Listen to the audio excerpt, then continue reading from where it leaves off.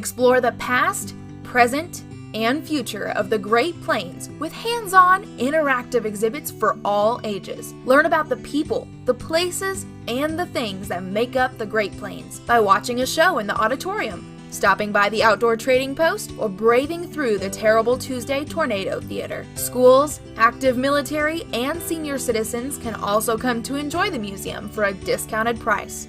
Visit the primary tourist attraction in all of Southwest Oklahoma, the Museum of the Great Plains. We continue with the Frank James story in episode 2 as we travel and take a trip to Cache, Oklahoma to Eagle Park to see the original Frank James homestead. Here is historian Roy Young. Today we're standing at the site of the Frank James house. This is the west side of the house as it faced south on the Caddo-Comanche County line, actually in Caddo County, looking over into Comanche County. This house was erected in early 1906 by Frank James and his wife Annie. One account says that it was a prefab house shipped in by rail from St. Louis, Missouri. I've not been able to confirm that, but it sounds reasonable, because in that day, Sears and Roebuck sold a lot of prefab houses. Frank and Annie lived in this house for about 5 years. They moved into a rental in Fletcher about Thanksgiving of 1905. The house was shipped in probably February, March of 1906 and put together fairly quickly on Frank and Annie's 160-acre ranch there in Caddo County, about 3 miles northwest of the town of Fletcher. They lived there through 1912, following the death of Frank's mother, who had been to visit them, and on the way home on a train, died in Oklahoma City. And Frank became dissatisfied, missed his dear mother, and with there no one else to take care of their property back in Kearney, Missouri, he gave up the land in Fletcher, returned 1 or 2 times to have an auction and to sell off the property. And that was the story of Frank and Annie James in Oklahoma for those 5 years, 1906 through 1912. Today we're talking about Frank's time in Oklahoma.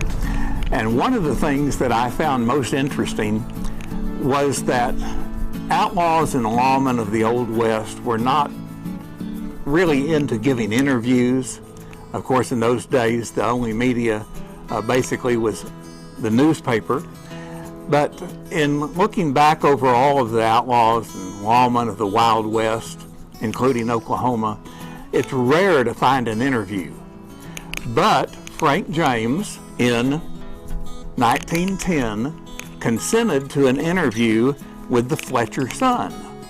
And for those of you who do work on the internet, you can go to genealogybank.com and look up the Fletcher Sun of April 29th, 1910, and you can actually read the interview that I'm going to share with you now, because this interview reveals much about Frank James that you can't find anywhere else.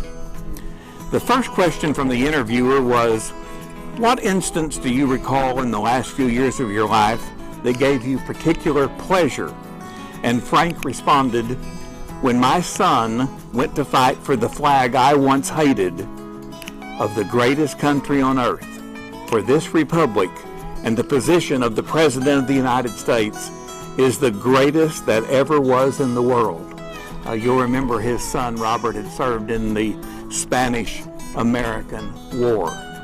So this prompted the interviewer to ask, "Well, why did you hate the American flag?"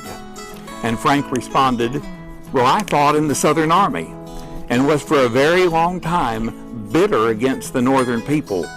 Many fortuitous circumstances contributed to that bitterness, and a part of it was the Federal Army being so rough and mean to the Confederate sympathizers in Missouri." The interviewer then says, "So you now think this is the greatest country on earth?" And Frank says, Yes, I am now entering the end of my life and must soon meet my God in judgment. But I hope that before I die, the people of the North and South will join hands and build a monument somewhere on the Mason-Dixon line as high as the Tower of Babel to the memory of the blue and gray with this inscription: Union and liberty, one and inseparable, now and forever. So Frank had made a diametrical turn from hating the North, hating the American flag, loving the Confederacy, to hoping that the two, the North and the South, could mend all the wounds and live as one and inseparable.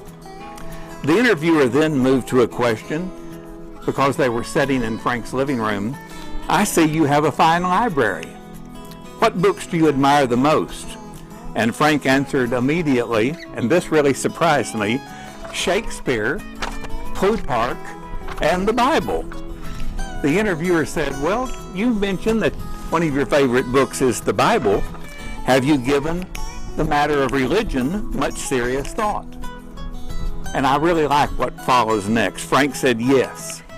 The object of the instruction imparted to mankind by the founder of Christianity was to teach the heart, purify the soul, and improve the lives of individual men.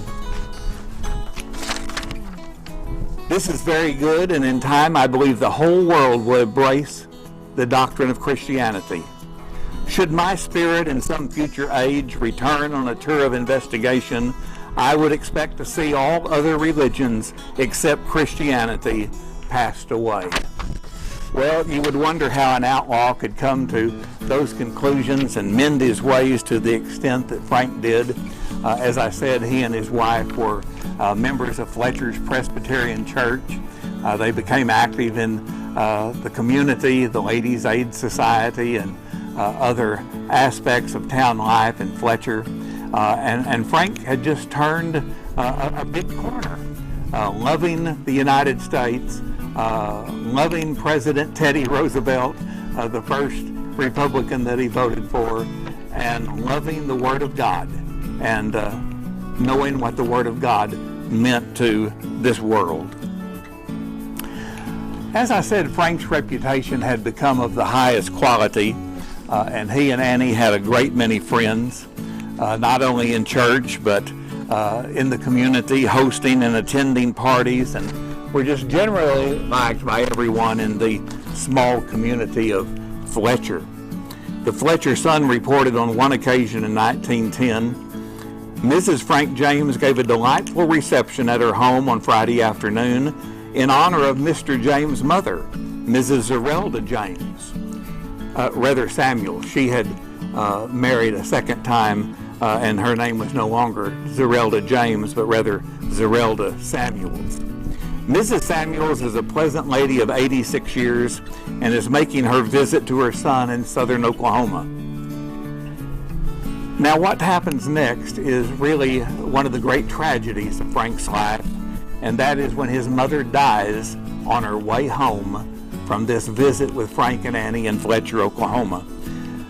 On February the 10th, Zerelda died about 3 p.m., some 20 miles west of Oklahoma City, while traveling home to Missouri on a Frisco train in the company of Frank's wife, Annie.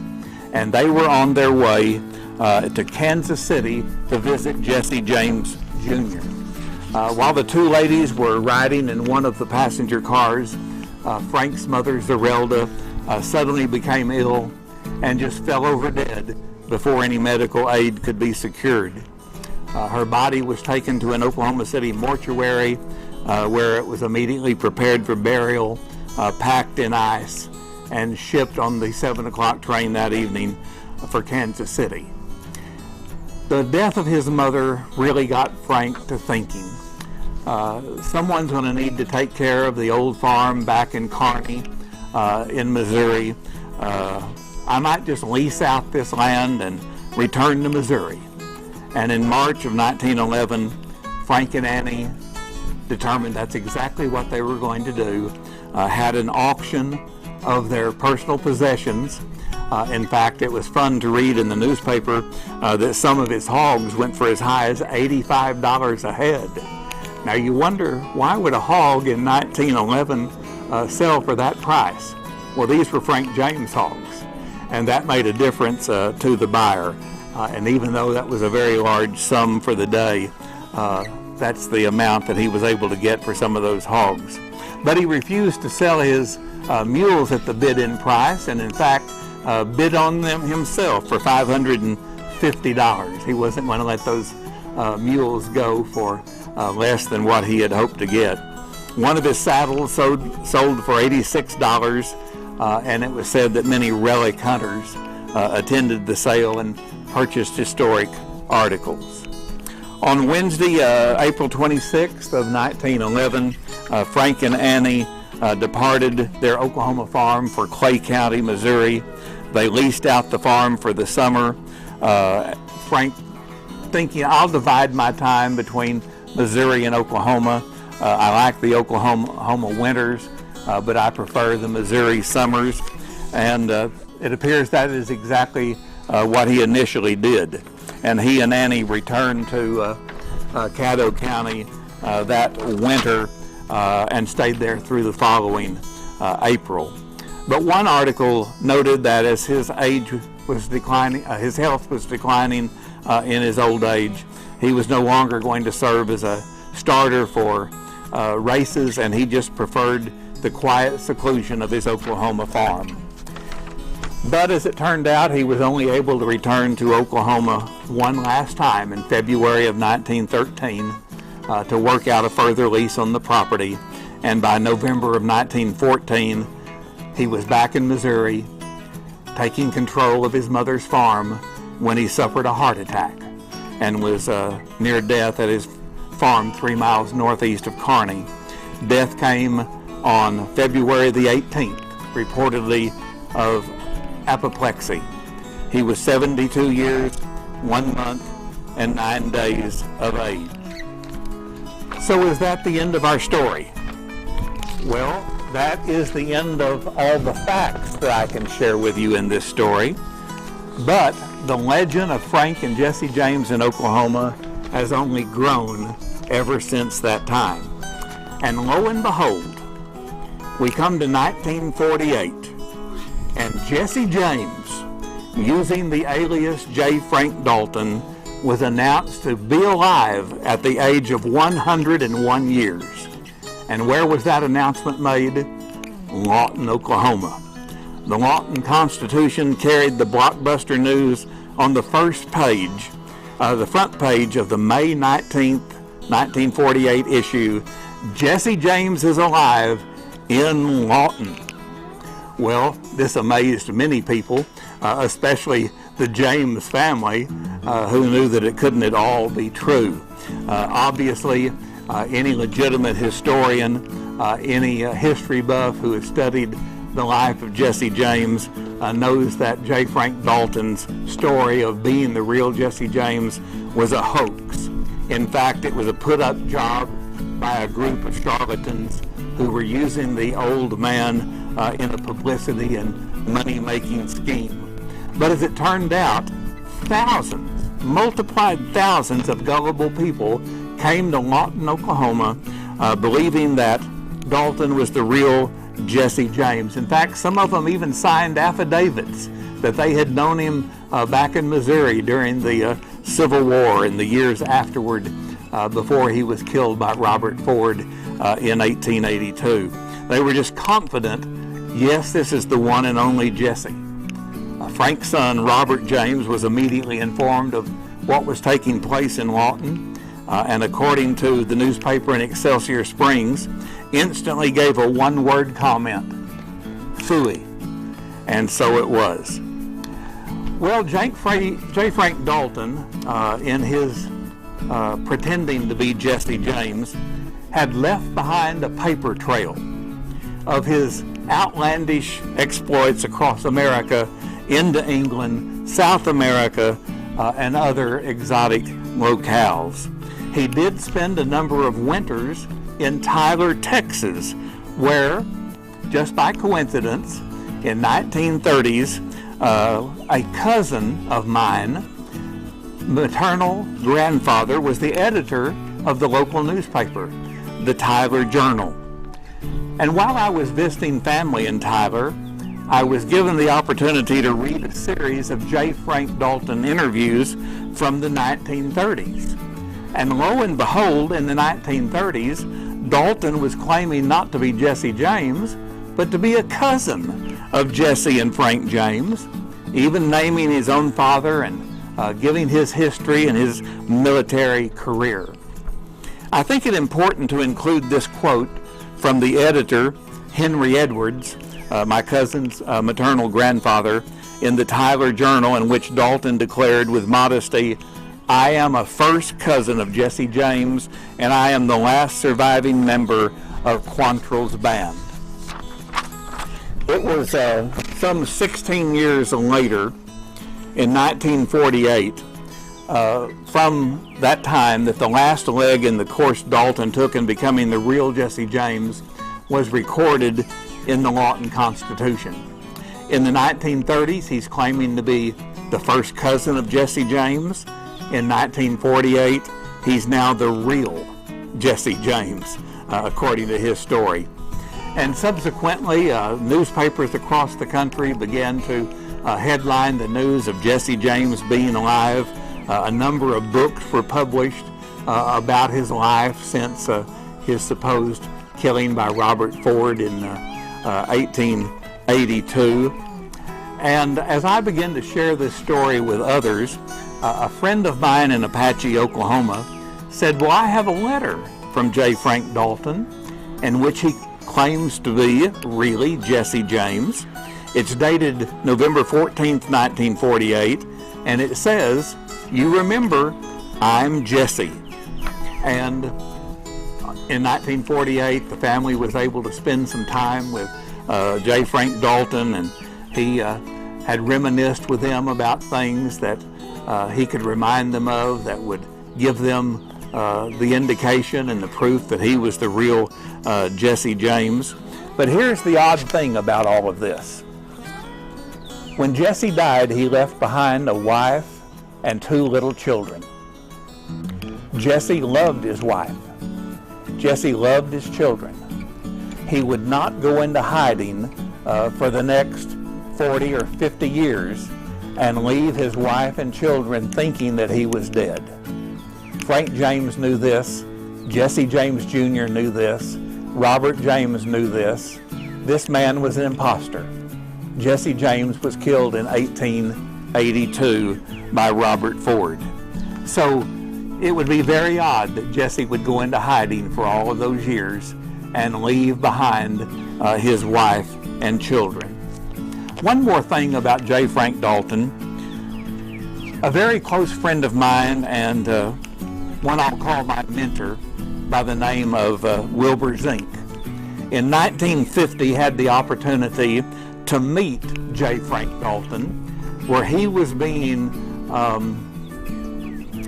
what shall I say, the guest of honor of Merrimack Caverns in Missouri. And they had built up a big publicity campaign for people to come to Merrimack Caverns and meet Jesse James.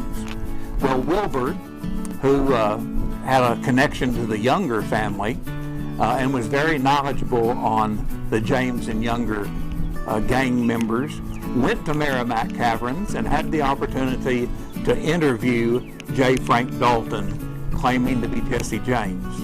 The interesting thing is, J. Frank Dalton could answer every question that Wilbur asked. And finally, they were able to determine J. Frank Dalton was not Jesse James, but he was a member of the James Younger gang. And so, like Wilbur, I believe that J. Frank Dalton was not Jesse James, but he was a member of the James and Younger gang.